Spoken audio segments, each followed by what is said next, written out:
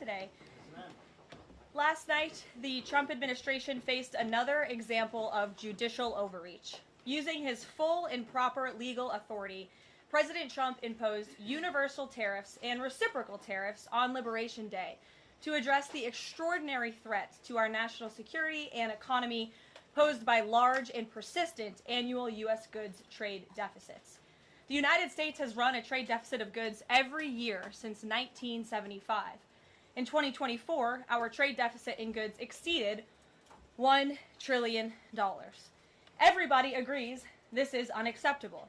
President Trump is delivering on his promise to fix this problem, and he has taken a long overdue and much needed bold stance for American workers after decades of our manufacturing base being hollowed out. The president's rationale for imposing these powerful tariffs was legally sound and grounded in common sense. President Trump correctly believes that America cannot function safely long-term if we are unable to scale advanced domestic manufacturing capacity, have our own secure critical supply chains, and our defense industrial base is dependent on foreign adversaries. Three judges of the U.S. Court of International Trade disagreed and brazenly abused their judicial power to usurp the authority of President Trump to stop him from carrying out the mandate that the American people gave him. These judges failed to acknowledge that the President of the United States has core foreign affairs powers and authority given to him by Congress to protect the United States economy and national security. Congress had created the National Emergency Act to provide the congressional framework to strike down improper IEEPA use, and any questions over whether President Trump improperly imposed these IEEPA tariffs were already adjudicated in Congress following Liberation Day. Congress firmly rejected an effort led by Senator Rand Paul and Democrats to terminate the president's reciprocal tariffs. The courts should have no role here. There is a troubling and dangerous trend of unelected judges inserting themselves into the presidential decision-making process.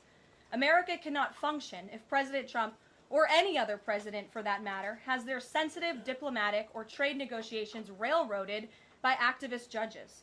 President Trump is in the process of rebalancing America's trading agreements with the entire world, bringing tens of billions of dollars in tariff revenues to our country, and finally ending the United States of America from being ripped off.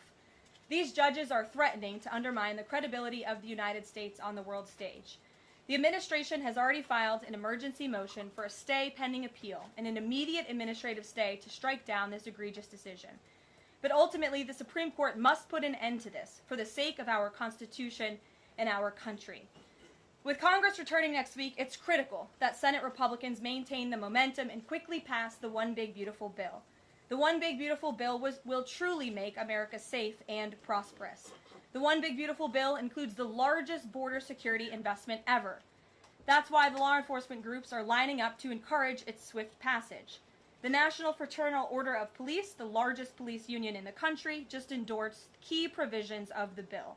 The FOP president announced their strong support, saying the One Big Beautiful Bill Act is more than legislation. It is a promise kept to the public safety officers across the country and a bold step toward an economy that respects, rewards, and uplifts the people who keep it safe. And the National Border Patrol Council, which represents nearly 20,000 Border Patrol agents, hailed the legislation as well. The group's president said this legislation provides a once-in-a-generation investment in the border security of our great country and will make America safer. The One Big Beautiful Bill will guarantee we can permanently have the safest, strongest, and most secure immigration system in American history. I also want to take the opportunity to debunk some false claims that have been circulating in the press about this bill. The blatantly wrong claim that the One Big Beautiful Bill increases the deficit is based on the Congressional Budget Office and other scorekeepers who use shoddy assumptions and have historically been terrible at forecasting across Democrat and Republican administrations alike. For example, just before Congress enacted the original Trump tax cuts at the end of 2017, the same CBO projected that growth would average a mere 1.9% over the next 10 years. However, by 2019, actual growth had surged to 3.4% once the Trump tax cuts went into effect, exceeding the CBO forecast by nearly 2 full percentage points. The CBO's latest forecast makes the same anemic growth assumptions as they did in 2017, missing the impact of the One Big Beautiful Bill. The CBO assumes long-term GDP growth of an anemic 1.8%, and that is absurd. The American economy is going to boom like never before after the One Big Beautiful Bill is passed. the largest middle-class tax cut in history, massive deregulation, and the most aggressive domestic energy exploration ever will fuel small businesses, further boost private investment, increase workers' wages, and supercharge economic growth. The Council of Economic Advisors has factored in the effects of all these pro-growth policies and estimated in their own analysis that growth will average 3% in the long run after the One Big Beautiful Bill is passed, which is nearly double the ridiculous CBO projection. This higher growth would result in $4.1 trillion in additional revenue over the next 10 years. Between the common sense spending reforms contained in the One Big Beautiful Bill and the robust economic growth that will be generated as a result of it, there will be no increase to the deficit.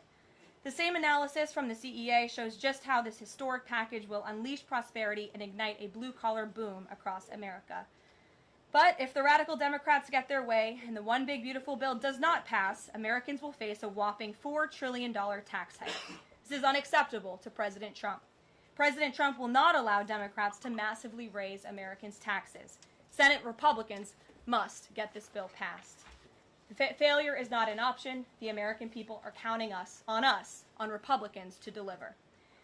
In other news, despite all the doom casting from the media, Americans are growing more and more optimistic about the economy under this president.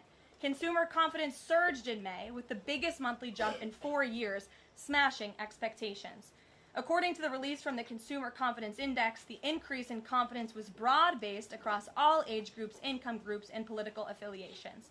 Our country is clearly heading in the right direction under President Trump's bold leadership.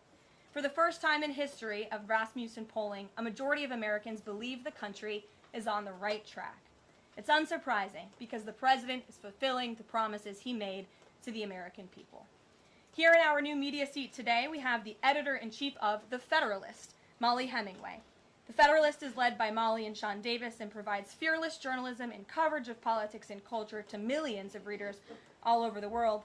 Thank you for being here, Molly, and why don't you please kick us off? Thank you, Karoline. Thank you. In the first Trump administration, there was an effort to stymie the agenda through the Russia collusion hoax perpetuated by many people in the media, including some people seated here, or the media outlets they represent, and other Democrats as well.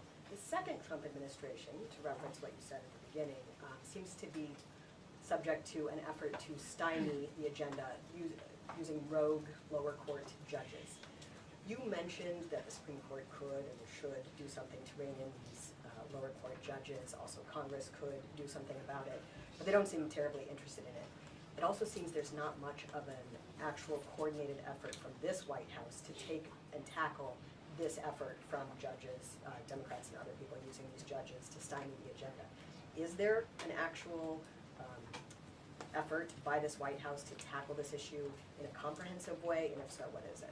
There is an effort by this administration to tackle these rogue judges and the injunctions and the blockades that we have faced in our broken judicial system in every case. I mean, we have seen time and time again these lower district court judges ruling against this administration in the president's basic executive authority and powers, and this administration is fighting every single one of those battles in court, including already the block that came down from the tariff court, the IEEPA court last night. And as on my way out here to the briefing room, I understand that there was another district court judge right here in Washington, D.C. who ruled against the president's tariff power. And I will get to the heart of your question, and I'm glad that we are addressing this in the room today, because nationwide injunctions ordered against the first Trump administration, Trump 1.0, account for more than half of the injunctions issued in this country since 1963. And President Trump had more injunctions in one full month of office in February than Joe Biden had in 3 years. And let me roll through some of these radical injunctions to paint the picture for the American people at home. These are not just talking points. These are real judges in the court of law who are trying to block the president's power and the policies that he was elected to enact. For example, a court ordered the Trump administration to return already deported terrorist aliens back to the United States. A court has ruled the Trump administration can't even temporarily pause our refugee programs. Courts prohibited the Trump administration from eliminating federal funding for child transgender surgery and mutilation, a practice that the American people overwhelmingly reject. A court also held that the Trump administration could not ban people experiencing gender dysphoria or mental health issues from serving in the military. Ridiculous. Courts prohibited the removal of transgender women from women's prisons despite potential physical harm to real women in those prisons, biological women. A Northern District of California judge issued an absurd ruling that the president cannot fire people within the executive branch without Congress passing a bill, even though Congress has expressly authorized the president through the Office of Personnel Management to authorize reductions in force across agencies. A court also ordered the Trump administration to rehire thousands of already fired employees in several cases. A federal judge blocked the Trump administration from defunding the Department of Education, another signature campaign promise that this president has the power to implement. Courts ordered the Trump administration could not eliminate funding for illegal DEI programs, hence the word illegal. These are illegal programs to begin with, and now the courts are trying to say this president can't roll them back. And a district court judge prohibited the president from issuing any categorical funding freezes. And then another court ordered on top of that the administration makes $2 billion of payments in 36 hours. These are just a few of the ridiculous orders that we have seen from lower district court judges every day, and we hope that the Supreme Court will weigh in and rein them in. But White House advisor Stephen Miller says it's judicial tyranny. Some people are calling it a judicial coup. You're saying you're responding to each and every one of these actions, efforts by these judges to delay or thwart the implementation of the agenda. But is there going to be anything more than that, or is it just going to let this operation continue, even though it may delay everything for years until the presidency is over? The administration is operating under the directive given to from the president that we need to comply with the court's orders. He's made that very clear, but we're going to fight them in court, and we're going to win on the merits of these cases because we know we are acting within the president's legal and executive authorities. And thanks for being here. Gabe. Thank you, Karoline. Question on tariffs, but first actually some foreign policy news, some breaking news. Some local Israeli media is reporting that Prime Minister Netanyahu told hostage families that he's accepted a 60-day truce offer. So can you confirm, have Israel and Hamas agreed to a truce? I can confirm that Special Envoy Witkoff and the president submitted a ceasefire proposal to Hamas that Israel backed and supported. Israel signed off on this proposal before it was sent to Hamas. I can also confirm that those discussions are continuing, and we hope that a ceasefire in Gaza will take place so we can return all of the hostages home, and that's been a priority from this administration from the beginning. I won't comment further as we are in the midst of this right now. Clear, you don't know if Hamas has accepted it yet? Not to my knowledge, but certainly if that becomes the case and this ceasefire goes into effect, you'll hear it directly from myself, the president, or Special Envoy Witkoff. On tariffs, Kevin Hassett earlier this morning, he brushed off a legal ruling, called it a hiccup, and he said that trade deal negotiations would continue. Why would other countries continue these trade deal negotiations given the ruling? Because other countries around the world have faith in the negotiator-in-chief, President Donald J. Trump. And they also probably see how ridiculous this ruling is, and they understand that the administration is going to win, and we intend to win. We already filed an emergency appeal. We expect to fight this battle all the way to the Supreme Court. These other countries should also know, and they do know, that the president reserves other tariff authorities, Section 232, for example, to ensure that America's interests are being restored around the world. But I can confirm that our ambassador for trade, Jameson Greer, already heard from countries around the world this morning who said they intend to continue with these negotiations. Peter. Thank you, Karoline. So many of the president's plans right now are being blocked by courts. If the courts are going to be the ones who are shaping policy, does the president wish he would have just become a judge instead? I think the president would take this job over being a judge, and certainly the president is acting within his authority. He wishes judges would do the same. But the courts are basically telling you guys they think that the White House's policies, the president's policies, are in some way against the law. So why can't President Trump ask the Republicans that control the House and the Republicans that control the Senate just to make a new law? Well, these laws have already been granted to the president by the Constitution and by laws that have been previously passed. I'll give you another example. For instance, we've been blocked in court for the revocation of visas from individuals who have the privilege of studying in the United States of America. Secretary of State Rubio has simply used his authority to revoke those visas, to revoke that privilege, and we've seen the courts try to block that. So if these judges want to be the Secretary of State or they want to be the president, they can run for office themselves. It should be the other way around. But all of the actions the president has taken rely on legal authorities that have already been granted to him by our nation's existing laws. And on a different topic, there are some folks in President Biden's inner circle who are now in talks with Republicans in Congress to give interviews about how they may have handled President Biden's decline. Is the president satisfied with aides only sitting for these transcribed interviews, or would he also like to see some kind of testimony from the former First Lady, Dr. Biden? I think, frankly, the former First Lady should certainly speak up about what she saw in regards to her husband and when she saw it and what she knew. Because I think anybody looking, again, at the videos and photo evidence of Joe Biden with your own eyes and a little bit of common sense can see this was a clear cover-up. And Jill Biden was certainly complicit in that cover-up. There's documentation, video evidence of her clearly shielding her husband away from the cameras. They were just on The View last week. She was saying everything is fine. She's still lying to the American people. She still thinks the American public are so stupid that they're going to believe her lies. And frankly, it's insulting, and she needs to answer for it. Ouija. Karoline, President Trump was asked what he thought about Elon Musk's claim that the big, beautiful bill increases the budget deficit and undermines the work of DOJ. And the president didn't actually comment on those remarks. He just talked about the need to support the bill. So what does the president think about what Elon Musk said? Well, the president is very proud of the one big beautiful bill, and he wants to see it pass. He wants the Senate to get to work on it and send it to his desk as quickly as possible. Of course, as you know, Elon Musk announced last night his departure as an official special government employee from the Trump administration. We thank him for his service. We thank him for getting DOJ off of the ground, and the efforts to cut waste, fraud, and abuse will continue. So he doesn't have any comment about Musk saying it adds to the deficit and it undermines all his work? The president commented on this. I commented on it. I told you that this bill saves $1.6 trillion according to the Council of Economic Advisors and the analyses that the president believes in. So he gave a comment. I gave a comment. Just because you don't like that comment doesn't mean it's not a comment. Rachel. Thanks, Karoline. Back on trade, I know you said the White House is going to fight this ruling in court.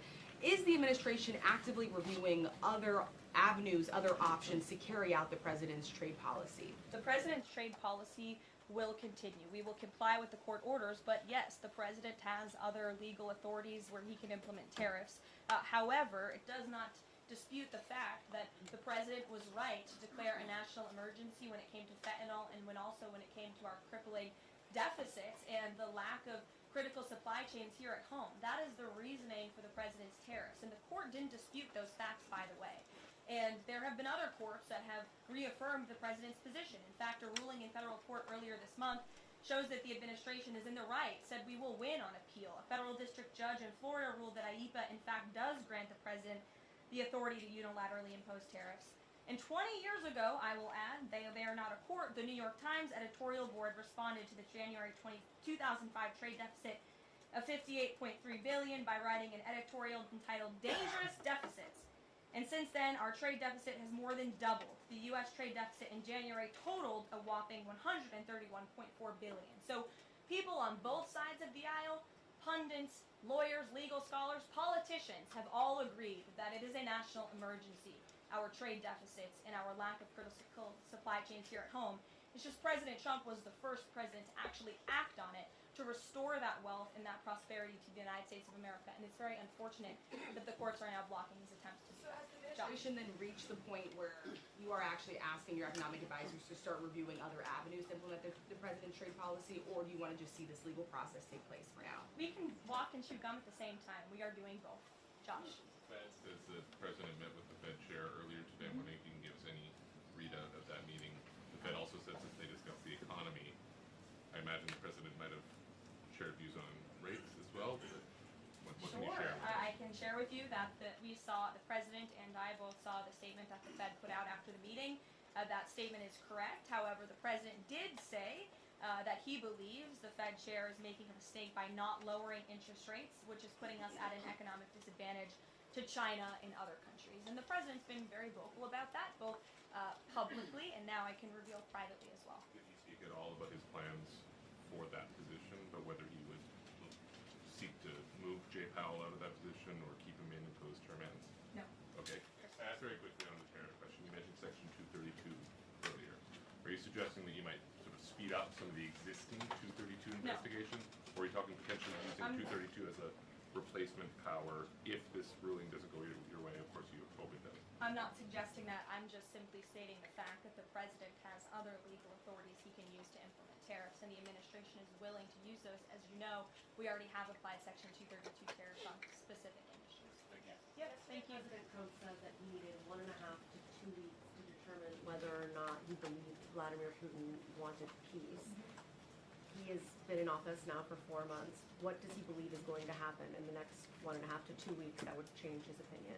Well, it is my understanding, and it is our hope, that Russia and Ukraine will engage in direct talks and negotiations next week in Istanbul, and we believe that meeting is going to take place, and that is a meeting the president encouraged and urged for these two sides to come together and negotiate directly. And the president has been clear from the very beginning of this conflict that he wants to see this conflict solved on the negotiating table, not on the battlefield, and he's told that to both leaders, again, both publicly and privately. So hopefully next week it will move the ball forward. Is the United States going to participate in those conversations? We will let you know if the president plans to send a representative. I'm not tracking that at this time. Kelly, in the back. Thanks, Karoline. Sure. I wanted to just clarify once and for all the Qatari jet, the sale, or the gift, because the Qatari government is asking the U.S. to clarify that the jet's pending transfer was initiated by the Trump administration. So is this something that the White House is going to do? The amount of questions we've received, and we've been incredibly clear, and I have answered this, the president has answered this, the Department of Defense has answered this. This is a government-to-government gift transfer from the Qataris to the Department of Defense, to the United States Air Force. It is now in their hands, and for further details on where that stands, I would defer you to the Department of Defense and United States Air Force. I have nothing more for you on that. Deanna. Thanks, Karoline. 2 questions, one on Big Beautiful Bill, one on immigration. Sure. Yesterday, Trump said, we will be negotiating that bill, and I'm not happy about certain aspects of it, but I'm thrilled by other aspects of it. Wondering if you could, share any specifics on that. And on immigration, do you know how many illegal migrants have taken Trump's voucher program so far and have deported themselves? I believe it's in the thousands of those who have chosen the easier route of self-deportation, and we certainly encourage all illegal aliens who are present within our homeland to take that option. It's a much more pleasant option than being deported, and we will deport you if you're here illegally. That's our intention. As for the first question, what the president was speaking about is how this is a great bill. However, it has come as a result of a hard negotiation. It's difficult to get things done on Capitol Hill, but thanks to President Trump, this bill is moving in the right direction. And thanks to House Republicans and the leadership over there as well, who did a great job mediating both sides of the caucus to move this bill to the Senate. And now the president, again, has told his friends on the Senate side and is already engaged in those conversations to get that bill back to his desk as soon as possible. Sure. Thank you. Has this administration been briefed about the incident that happened in Gaza on Tuesday during the rollout of the Gaza Humanitarian Foundation distribution of aid to Palestinians there? And should there be a ceasefire, will this administration continue to rely on this foundation for the distribution of aid to civilians? Are you referring, what incident are you referring On to? Tuesday, When the aid was rolled out to Gaza for the first time in many months, and meals and food was given to hungry people, thanks to President Trump. Yes, we were briefed on that plan. The president was the reason that aid went into Gaza, and he got the Israelis to support that plan. And I would add that the previous administration rejected such a plan to ensure that these starving and devastated people in the Gaza Strip were given humanitarian aid and assistance. And it was the previous administration that tried to build this pier, if you all remember it. It was brought to my attention this morning, and I thought that's a good point. Why don't I bring that up? Because there's been so much criticism. In fact, it was on the front page of a newspaper this morning about the criticism for this president having a humanitarian heart and giving people badly needed food and supplies. Nobody wanted to talk about how the previous administration failed in that endeavor. They built this pier that cost $230 million. It lasted about 20 days, and more than 60 U.S. service members were injured, as a part of this floating aid pier that did nothing for the people of Gaza. The president is opening up his humanitarian heart to get aid into the region, while his team simultaneously negotiates a ceasefire and the return of all hostages. We are moving the ball forward in a positive direction for all people. The president wants to see peace for all people. Jasmine. Thanks so much, Karoline. A notice investigation found that the Hallmark Maha Commission report that was released last week cites studies that appear to not exist. We know that because in part we reached out to some of the listed authors who said that they didn't write the studies cited. So I want to ask, does the White House have confidence that the information coming from HHS can be trusted? Yes, we have complete confidence in Secretary Kennedy and his team at HHS. I understand there were some formatting issues with the Maha report that are being addressed, and the report will be updated, but it does not negate the substance of the report, which, as you know, is one of the most transformative health reports that has ever been released by the federal government and is backed on good science that has never been recognized by the federal government. And a quick follow-up, can you talk about what tools or research goes into production of these kinds of reports? For instance, is it AI that's used to put together these reports now? I can't speak to that. I would refer you to the Department of Health and Human Services. What I know is just what I told you. Lindsay. Thank you, Karoline.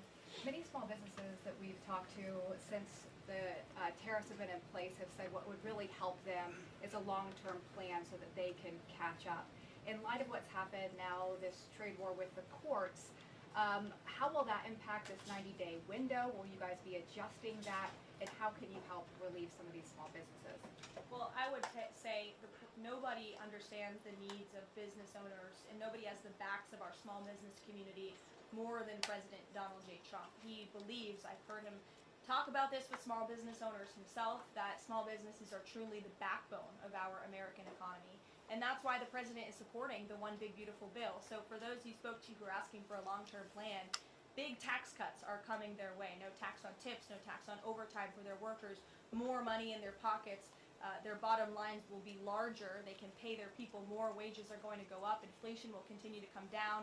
We've already seen energy prices plummeting as a result of this president's economic and energy agenda that he has been implementing across the federal government, reducing burdensome regulation. All of that is good news for small business owners across the country. That's why they strongly support the president, and that's the Trump economic plan that is underway. And again, you're emphasizing, I believe, the need to pass the One Big Beautiful Bill, and the president wants to see that. And Caroline, will you still work within that 90-day window for these trade negotiations? Does that still stand? Again, as far as we're concerned, our trade agenda is moving forward, and we've already heard from countries around the world today who will continue to negotiate in good faith with the United States so we can cut good trade deals on behalf of the American people, and we fully expect to win this case in court.